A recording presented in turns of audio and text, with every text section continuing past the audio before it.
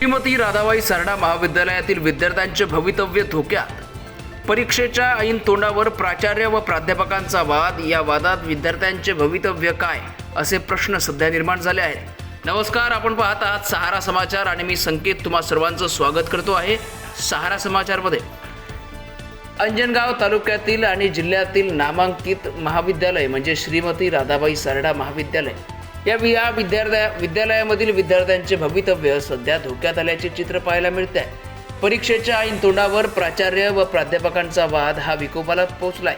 या वादात विद्यार्थ्यांचे भवितव्याचे काय, असा प्रश्न सध्या निर्माण झाला आहे. श्रीमती राधाबाई सारडा महाविद्यालयाचे प्राचार्य डॉक्टर वशिष्ठ चौबे यांच्या सेवानिवृत्तीनंतरही पुन्हा प्राचार्य पदावर ते विराजमान झाल्याने मोठा प्रश्नचिन्ह निर्माण झाला आहे.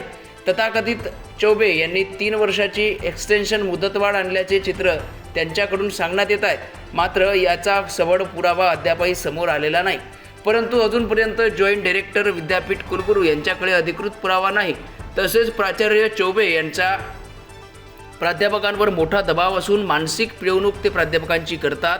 शिक्षकांना आर्थिक शोषण व अवाच्य भाषेत ते शिवीगाळ करतात. यावरून प्राचार्य चौबे यांच्या विरोधात प्राध्यापकांनी थेट पोलिसात तक्रार देखील केली व चौबे यांच्यावर गुन्हा देखील दाखल झाला.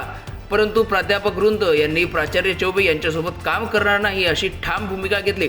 त्यामुळे परीक्षेच्या ऐन तोंडावर विद्यार्थी मात्र संकटात सापडले आहेत. आज सारडा कॉलेज येथे संपूर्ण मॅनेजमेंट येऊन प्राचार्य या चौबे यांची मुदतवाढ या संदर्भात सबळ पुरावा दाखवत नाही तोपर्यंत आम्ही प्राचार्य चौबे यांच्यासोबत काम करणार नाही अशी भूमिका शिक्षकांनी घेतली आहे.